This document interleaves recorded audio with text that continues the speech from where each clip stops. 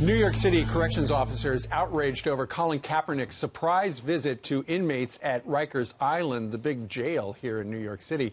The former 49ers quarterback, known for kneeling during the national anthem, speaking about police brutality and social justice at Rikers here in New York. All right, the president of the Corrections Officers Union now slamming the visit, saying it will incite violence and only put officers' lives in additional danger. His name is Elias, Husamudeen, and he joins us now. He's the president of the Correction Officers Benevolent Association. Thank you so much for being with us. You say you're outraged. Why?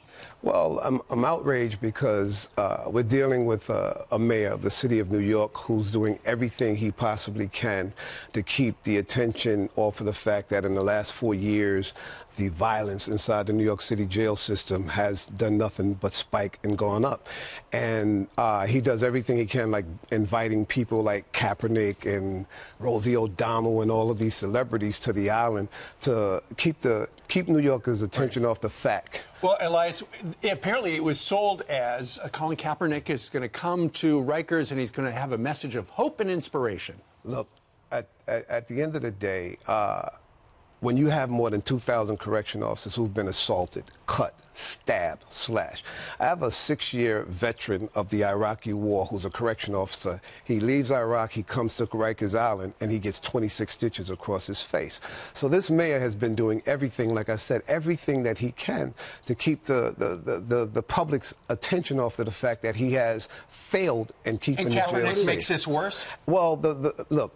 As far as Kaepernick is concerned, I don't really care about Kaepernick. I'm not concerned. This has nothing to do with the national anthem. This has nothing to do with kneeling, not kneeling. We're not concerned about that.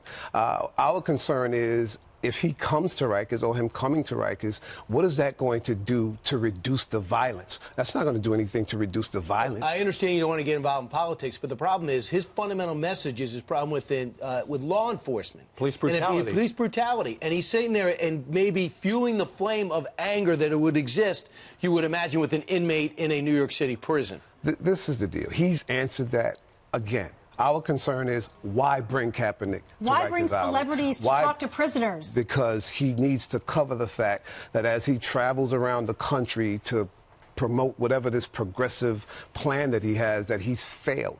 He's failed. He continuously talks about safe streets. For president.